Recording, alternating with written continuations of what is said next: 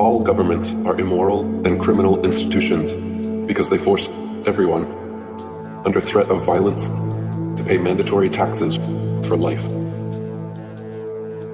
There are hundreds of taxes, from property tax to income tax to inheritance tax. You must pay them all, or else the government will use the power and force of its machinery to seize your bank account, arrest you, and put you in jail. How is that any different than the mafia? Governments demand we pay our dues regularly, promise us we'll be safe and protected if we do, and if we don't, agents come around to shake us down or put us away.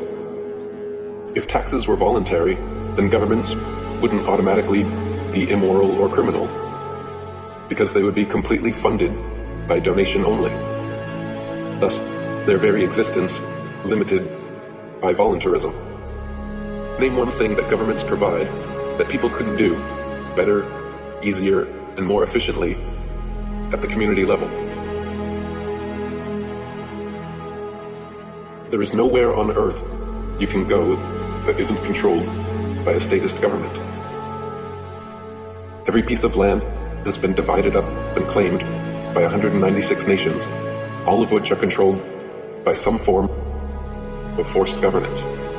There is nowhere left on earth that sovereign, freedom-loving individuals can go live freely without a mafioso government forcing them to pay taxes and obey laws. All current forms of government initiate and mandate violence and slavery upon their populations.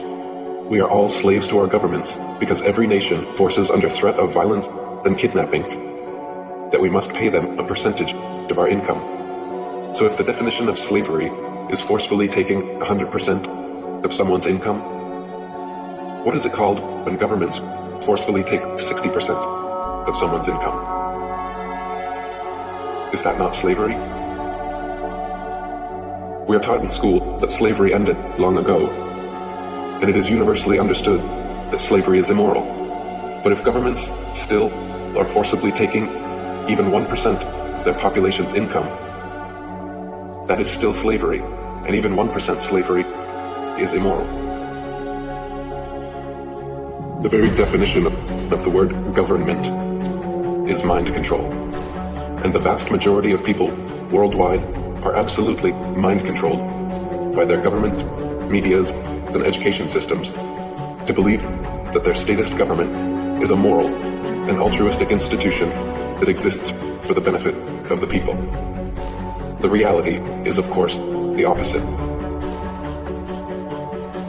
The reality is that all nations are like open-air slave plantations, allowing their servant populations to choose their occupation, giving the illusion of freedom, then swooping in on payday to steal the fruits of your labor.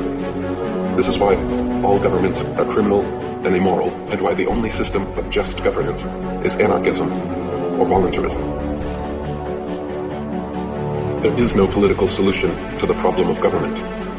Voting for a new ceremonial figurehead every 4 years has never, will never, and could never create any significant, lasting positive change, because governments cannot be improved or made moral from within. None of them respect the right of the individual to opt out of being governed.